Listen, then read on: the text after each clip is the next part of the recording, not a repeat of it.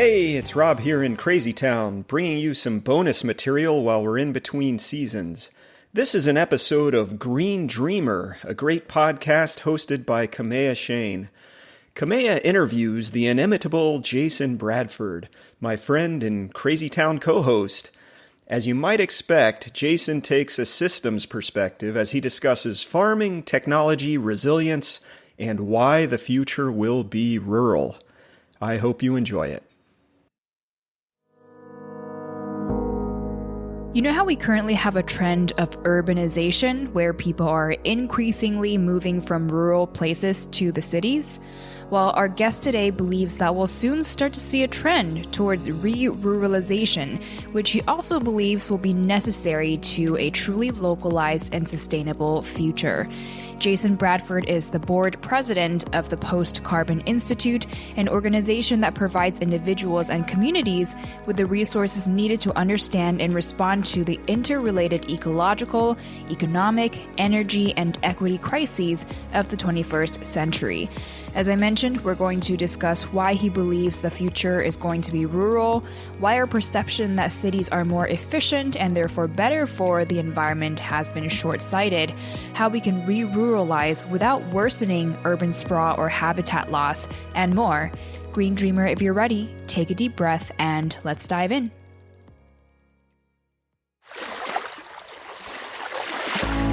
Hey, it's Kamea Shane, and this is Green Dreamer, a podcast exploring our paths to ecological balance, intersectional sustainability, and true abundance and wellness for all. If you haven't already, make sure to hit subscribe, and together, let's learn what it takes to thrive in every sense of the word.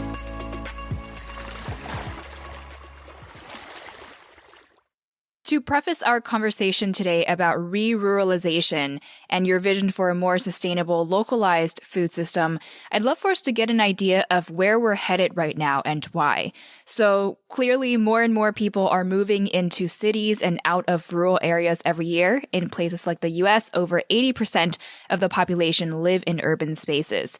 What do you think has been the overarching key drivers of this national and even global trend? Well, it's really related to the cheap energy we have available from fossil hydrocarbons. That has allowed cities to get so large, and it's allowed for us to very economically replace human labor with machines that burn fuels. And if you do the math on, say, the cost of a gallon of diesel, say $2.50 a gallon, and how many hours of human labor in terms of like energy output is replaced by that gallon, it's about 500 hours. So if you were paying someone $10 an hour, it'd be like $5,000 of work that you could get for $2.50 if you've got the machine that would do something similar. Mm. And so once you have an energy source that's that cheap, then human labor as a factor of production becomes very expensive relative to mechanized labor. And that then leads to the ability to have all these specializations and develop a consumer culture. And then it just starts feeding on itself in this sort of positive loop of growing consumerism and extraction. So that's really the key driver of this. We think of it as, progress and technological advancement, but those are just consequences of just winning the energy lottery. I feel like even in the environmental space, people often say that urbanization and building upwards instead of outwards is good for the environment because things may be done more so-called efficiently. Public transportation lowers people's need to drive independently, and there'd be less urban sprawl and the need to convert wild habitats into spaces allocated for urban development. What are we missing here in terms of the unseen costs and impacts of people living in condensed areas, perhaps from an energy, food production, and also water transport standpoint? Yeah, that's exactly right. I'm so glad, Kamea, you hit on that right away, because that is really the challenge conceptually that people have with this concept. And I think it has to do with the fact that we are so disconnected from where all this stuff comes from that we consume in dense urban areas and the processes that sort of underlie it. Like if you were to peel back the layers of a city and look underneath the surface and look at sewer systems and water systems and electricity and natural gas lines, and then imagine all of the mining and shipping that goes into replacing the concrete and the asphalt and the steel, and and the power plants that are located hundreds of miles away that have coal being shoveled into them, or the dams with the hydroelectric turbines. You realize that basically the analogy that is used sometimes when you look at what's called urban metabolism, right? The urban system has a metabolism, like a body, that we have to take food in and we then excrete waste. And at a city scale, that is enormous. There's fantastical stories about like New York City having to get rid of its waste, whether it's the garbage system or just even the sewer system, but where that has to go and the history of that is fascinating. And if you were to look at an analogy from a rural perspective, if you were to have, say, a pasture that had enough feed being grown for a couple cattle on it, those cattle will eat the grass. That's getting their food, and then they defecate and urinate, and that helps the grass grow again. And that's all happening within that local environment. That's the productive biocapacity is being consumed locally and the waste is being assimilated and processed locally. What you have in cities basically is more analogous to putting animals in a feedlot. So take all those cattle that were on pasture, let's say, at a right stocking rate, jam them into dense urban centers, aka feedlots, and now you've got to truck all of the food in, and then you've got to basically somehow truck out all the waste. That's what cities are. Now, it's very efficient to feed an animal in a feedlot from a labor perspective. So delivering those final services, if you're saying, oh, how much labor does it take? Yeah, it's pretty convenient to do all that. So getting final services delivered to people in urban centers is really efficient. But that does not mean that from like a biomimicry perspective, it makes any sense. There's no place in nature where an animal the size of humans lives in such dense conglomerations, because you can't without this cheap energy from fossil fuels that allows us to build this infrastructure and maintain it and run it. That's a really powerful analogy. We've definitely talked about the environmental impacts of monocultures and factory farming that kind of separate out the elements of nature that are supposed to work synergistically together within a holistic ecosystem. And when we take apart all these elements, they then start having negative impacts with just everything being homogenized in a sense. So it's a really powerful analogy to think about how humans, in a sense, we're a monoculture. We've created monocultures of ourselves. And part of the issue is that we haven't been seeing ourselves as one part of nature. And this is really a clear illustration of how by separating ourselves through urbanization, we're further perpetuating this idea that we're separate to nature and not one part of nature. That's exactly right. The premise of your work today is the argument that we're going to soon begin to see what you call re-ruralization, where this trend of urbanization is going to reverse. In the preface to your report titled The Future is Rural, it reads, "The future is rural challenges the conventional wisdom about the future of food in our modern globalized world. It is a much-needed reality check that explains why certain trends we take for granted, like the decline of rural areas and the dependence of farming and the food system on fossil fuels, are historical anomalies that will reverse over the coming decades." End quote. What do you think has been this perpetuated idea of what our future of food will look like? And why do you think the trend of urbanization will and even needs to reverse in the near future? The first part, like, why do we think the way we do is interesting. I've been a subscriber to National Geographic, for example, for a long time. And they do all this work on like the food system. You see this special issues. Every once in a while, there's an article about the future of food. And in every case, it's sort of this ultra-modernism kind of perspective where there's like, they're profiling all the greenhouses in Holland, right? And the robots that will go through fields, precision agriculture and all this. And in every sort of instance where you see this work, it's this idea that cities are going to get bigger, farms are going to have less and less people, and be more technologically advanced. And what's interesting is if you look at this from an energy perspective, almost every time we replace human labor with a robot or a tractor, you end up needing more energy to get the same amount of food. And so this perspective of the trajectory of higher tech, fewer people involved in the food system is one that we just have grown up with. And it's been going on for decades. And so it's very hard for people steeped in that culture not to have the mindset that it's just going to continue. And that's just because we're energy blind. It's like we're fish swimming in a sea of energy, and we really don't understand it, ironically. What's going to happen, though, is that as energy becomes more and more scarce, which nobody is really prepared for or thinks is going to happen, very few, that the systems will start to fall apart, and all those assumptions will start to be called into question more and more. And so my report is basically kind of like trying to be a wake-up call. Like, this has profound implications for actually where people live. And over time, people will have to relocate back to areas of higher biocapacity. Instead of investing in building out Phoenix, Arizona, assuming you can just keep air conditioning people, pumping them water, and you shipping in their food, it's more like, well, we depopulated the Midwest, and so maybe actually we have to go back there and repopulate it, because that's where food is grown. Part of your report also highlights that lessons learned from resilience science and alternatives to industrial agriculture provide a foundation for people to transition to more rural and locally focused lives. What is resilience science, and what can we learn from it to understand our current challenges and most meaningful solutions going forward?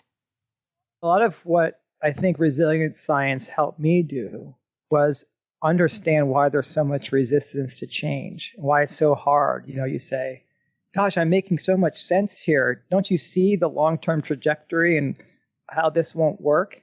But in resilience science, they talk about how systems lock in, that a system that evolves over time has certain processes and relationships that are kind of solidified. And it makes it very hard for that system to adjust unless it doesn't adjust with just ideas. The system changes when the material conditions no longer allow that system to persist. And so what resilience science basically says is, look, the system that we have now, we're in what's called maybe the late conservation phase of an adaptive cycle. And so we're very rigid, and when that system no longer has material ability to maintain itself, it will start to break down. And that's called in the collapse phase. Now, what is important, though, the ideas that are important are when the collapse phase happens, you need ideas laying around that help pick up the pieces, so to speak, and reorganize in a way that's more now adaptive to the new material conditions. That means that all the ideas laying around about regenerative agriculture are going to have a hard time really penetrating the current system. But they're super important to hang around, to trial, to model. And when the industrial agriculture and food system starts to really wobble and then topple, the more people that are aware of these ideas, the more people that have practiced them to some extent, then the easier it will be, or the less painful it will be, to transition to a more resilient, regenerative system.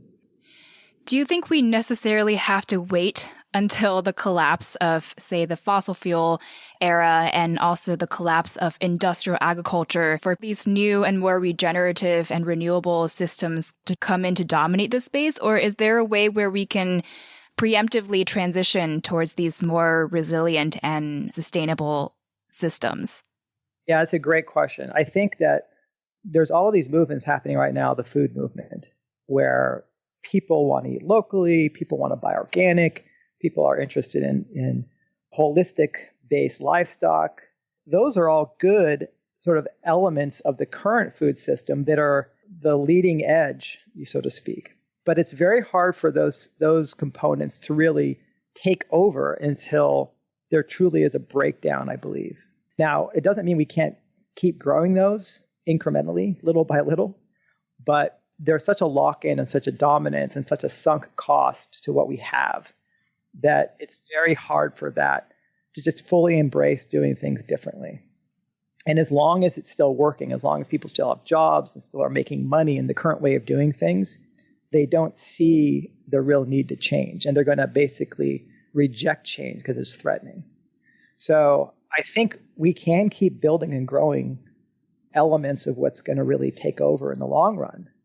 But I don't think we can expect rapid transformation or large-scale transformation within the current paradigm, so to speak. And that's kind of what you learn from Brazilian science. And it helps you let go a little bit of trying to like prove yourself or be too eager or anxious, because you can be a little more accepting of the status quo, understand why it is how it is and why it's so hard to change.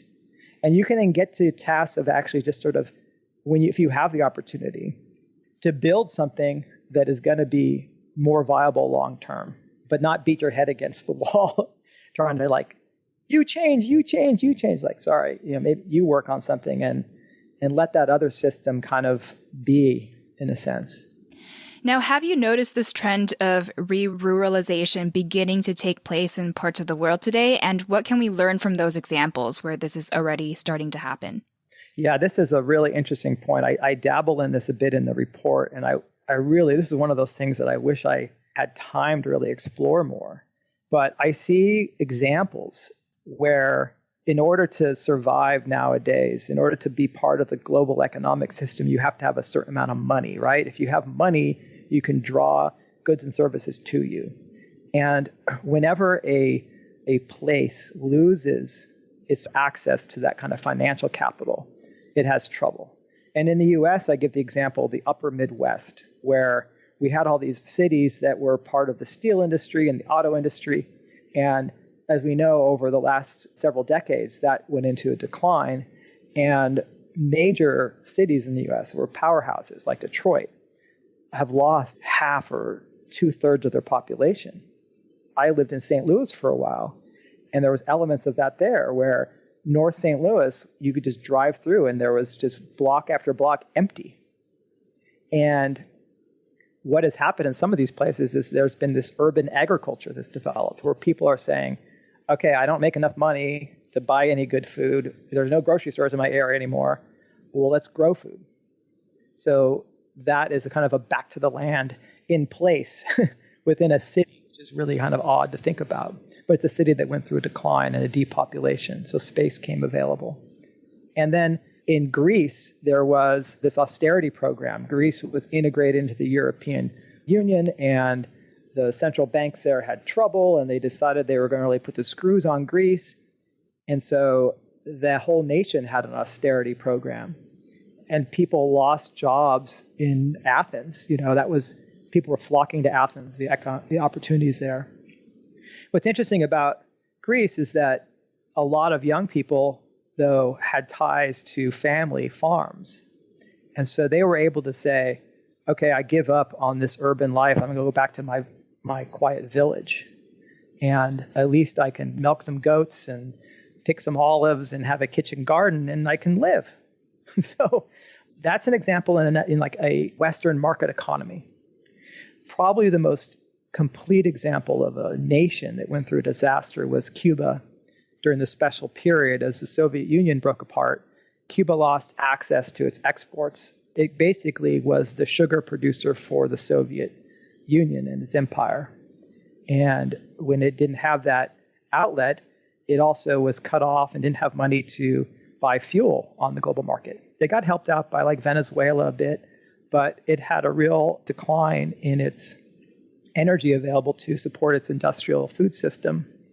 And it had to then go back to agroecological methods. It was these university professors who had these programs in sustainable agriculture, and they had trials and, had taught some people. And so that little group at that university was able then to get the ear of the officialdom and say, well, here's what we have to do if we don't have all these fossil fuels and these fertilizers.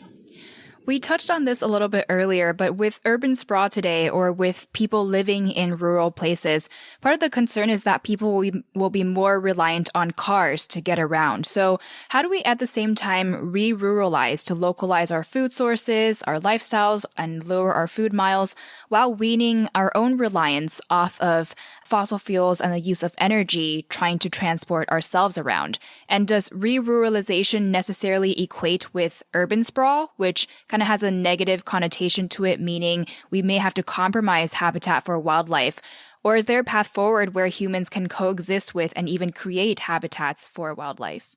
Yeah, that's a great set of questions. And I think, we have this bizarre situation in the United States where our rural areas have been so depopulated that now basic goods and services for those populations are really spread out. So it's like there's not a local school, there isn't a local post office, there aren't local grocery stores. And so if you look at miles driven by by rural people in the United States, it's horrible. But that is a consequence of actually having too few people in these small towns. Small towns used to be vibrant, diverse, and you didn't have to drive 40 miles to go to the grocery store, right? And so part of the way that we will lower the transportation demand is by actually getting population density back into farming communities. At the same time, though, you're right. We don't want to then sort of just take over any habitats that exist. But I think what's interesting is that with industrial conventional agriculture, we've had the luxury of farming a lot of what's called marginal ground. We've been farming areas that are probably wetter than they should be to farm. We've pushed closer to rivers and creeks than we should have. We've done all this work to get as many acres covered as possible. And we've had the incredibly cheap fuel to allow us to basically drive these machines everywhere. If you had smaller farms that were more intimately managed by people who live there, they would be able to say, oh, gosh, that floods too much, or those are poor soils. These should be riparian buffers. These should be restored wetlands. And these are also then places where if you are thinking from the mindset of an agroecologist, you're going to realize I want habitat there for the ecosystem services, the predator services of bats and birds, and the pollination services of bees. I need those for my crops. So I think a new generation with a different mindset may view the landscape differently and view it more as sort of a partnership between people and nature. On a similar energy front, you've said that renewable energy, although declining in cost every year and used more and more, may not be enough to compensate for the eventual decline of fossil fuels. Why is that? And what are some things that we may have left out of this picture that we need to keep in mind?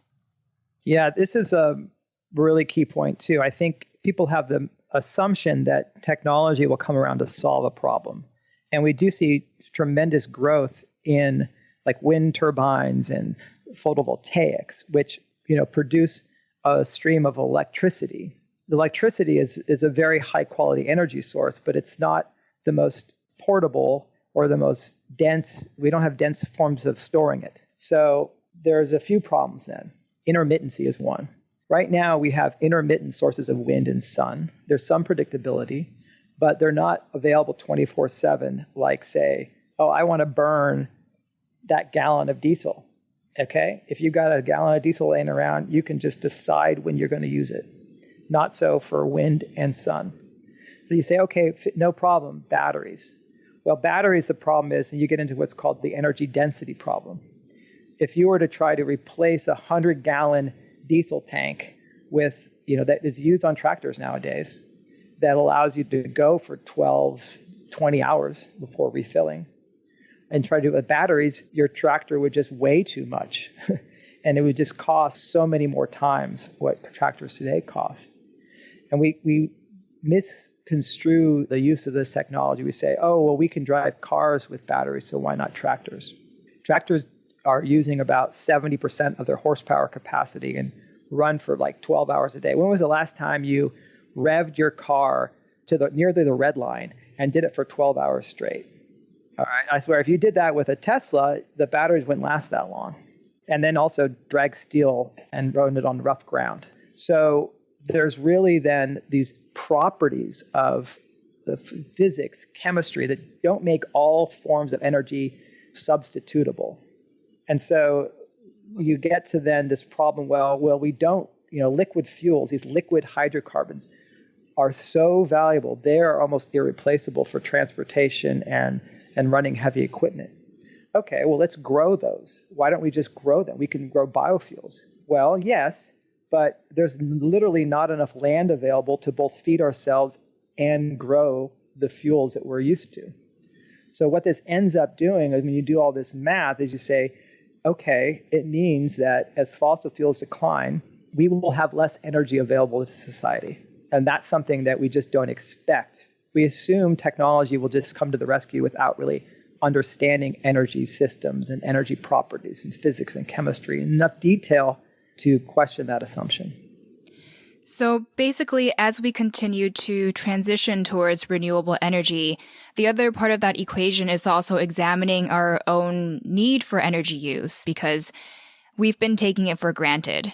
And clearly it's going to start revealing itself as something that we can't take for granted. We can't expect technology to be able to just solve all of our problems and allow us to keep going in the same direction. Yeah, exactly. And that's the hard message is like, we're going to have to get by with less, but that's about less stuff. That's about less of these extreme forms of energy. And I think I've been fortunate enough to have traveled around the world, using a lot of jet fuel, kerosene. But what that did do was it showed me people living very different lives. It was very jarring to go to Bolivia for a couple months and then come back home, and then walk into a grocery store or see all the traffic. So I think most of the world doesn't live like we do in the United States, and yet we're not any happier necessarily. We don't live lives that are any more meaningful. So part of this is actually then maybe figuring out and understanding, well, how has the consumer culture and all this high energy state led to sort of maybe some dysfunctions we have? And is there a way we can, as we go through this transition, start to appreciate what life is like with less material goods, but maybe human relationships become more important and relationships with nature become more important? And can those substitute for sort of the hungry ghost of consumerism that never seems to satisfy? Right. It'd be great not to be marketed to all the time.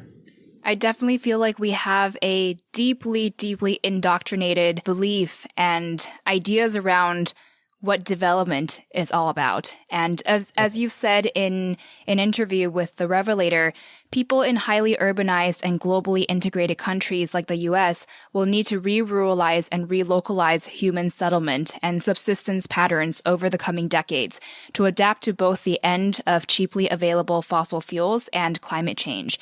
And also that our highly complex and globally integrated societies will begin to take on forms that are simpler over time. That means less complex trade networks, less specialization in jobs, less bureaucratic hierarchies. End quote. What do you say to people who may immediately brush these ideas off as if it's going backwards or going against what our so-called development has been about? There was a paper that came out a couple of years ago that looked at the biomass of the planet. Like if you were to add up how many gigatons of biomass is in all the plants, how many gigatons of biomass is in all the bacteria, in all the fungi. And it's one of the most shocking and sad papers I ever seen, because there's this little, animals are a small percentage of the biomass of the planet. It's mostly green stuff and fungi that decay green stuff and lots of bacteria, right? But we're an animal.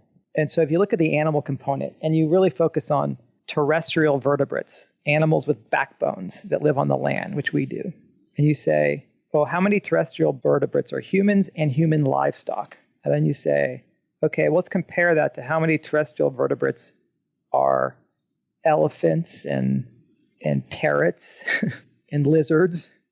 95% of all terrestrial vertebrate biomass is either livestock or people. Wow. I know. The chicken is by far the biggest bird, species of the planet. And so I just start tearing up when I see that. For anyone who says like, I'm being unreasonable or don't understand the situation, the state of the world, well, this is what we've done. This is what so-called progress is.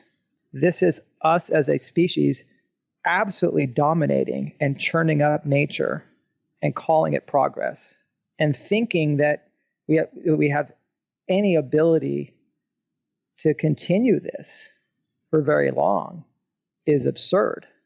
If energy scarcity, which I consider one of our big Achilles, doesn't nail us, well, what is it going to be? What else is it going to be? There's always something. You can't have a planet where we are that dominant and basically decide what are we going to double our economy? Or the plan right now is to double the size of our economy every 25 years. And every time we do that, we chip in further to that little bit of nature that's left. So something's going to give. Well, to come to a close, how can we support this vision and this vision of re-ruralization and really localizing our communities and our lifestyles? How do we support this vision, and specifically for people who don't live on a farm in the country or have no interest in farming and stewarding the land? What can people do to prepare for and support this more sustainable, resilient, and equitable future? I don't know if it's the simplest thing to do, but I think one of the most important things that people can do is to really take a look at what they eat and really align what they're eating with their understanding of the world. You can do a lot to learn how to cook meals that are supporting your local, really regenerative-minded, organic, sustainable, whatever you want, label farmers and ranchers. There's probably a lot in your area that are doing great things. And a lot of what they need is they just need the community around them to support them. And you'll learn tons because it's fascinating. We've gotten so used to I'm like this myself too in many ways where it's Taco Tuesday and so I'm going to make this but very few of us are really mindful of the seasonality of where we live, adjusting what we eat based upon that, but still making it something that's just awesome. Like the creativity that could be unleashed if we're saying we're gonna mindfully develop a food culture which is place-based and seasonal. That could be great. And what we have nowadays is all this interchange of species, which has both downsides but potentially upsides. The exchange of flavors and cultures and crops from around the world is fascinating and gives us an opportunity to really create something new that's place-based, but moves us forward with this palette of experience that's global. So I think that would be a really interesting thing for anybody to do that would be very helpful.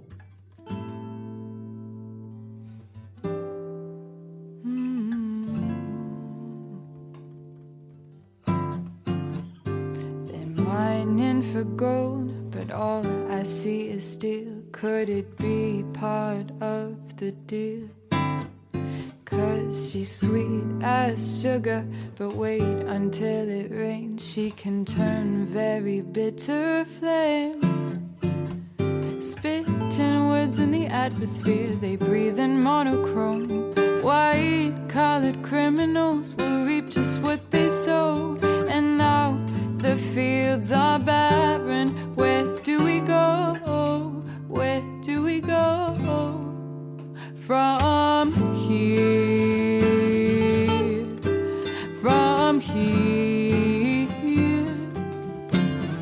from here,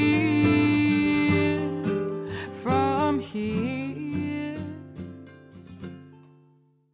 What's an uplifting social media account or publication you follow, or a book that's been really profound for you? The Limits to Growth books, which I actually are beautifully written and fascinating. That was by Meadows and Randers. And then there's 3 of them. I think I read 2 because they came out 72 and then 92 and then 2005. Limits to Growth, the 30-year update. What do you tell yourself to stay positive and inspired? I have plenty of beauty around me and great family and friends. It's hard to stay down. I think I just rebalance if I get upset. Mm-hmm. So most of the time I'm just enjoying the day. I do grieve about the world and I think it's important to do so, but it's hard for me to stay in that place if you just stay active and connected. What's one thing you're working on right now for your health? I'm practicing meditation. What are you working on right now to elevate your positive impact for our planet? Talking to you. That's good. Oh, I've got a podcast I work on with my colleagues, Cher Miller and Rob Dietz at the Post Carbon Institute. It's called Crazy Town. So that's another thing I really enjoy doing. And what makes you most hopeful for our planet and world at the moment? Oh, the planet will be fine in the long run. Life is going to persist for another few hundred million years or so, and until the sun kind of goes too big. I guess it helps sometimes to have this deep time perspective and not get too caught up in trying to save ourselves. Well, Green Dreamer, to learn more and stay updated on Jason's work at the Post Carbon Institute, you can head to www.postcarbon.org. You can also follow them on Facebook at PostCarbon, Twitter at PostCarbon, and on Instagram at PostCarbon Institute. I'll have all this linked in the show notes as well that you can find at greendreamer.com. Jason, if our listener would like to get involved with and support your work, what calls to action would you like to share? Oh, gosh, I think we all have unique talents and passions that can be applied to make the world a better place. And I don't think what you do is as important as making sure that it aligns with those talents and passions so you're effective, and that it comes from a place of love and compassion, not only towards everyone around you, but all forms of life. They're mining for gold, but all I see is still so cleverly concealed. 'Cause all that glitters isn't always gold. Where's the credit in what they sold? Glide in the silver line in rivers far away. It streams in the youth as they line up by the gates. And now the fields are barren. Where do we go? Where do we go from here?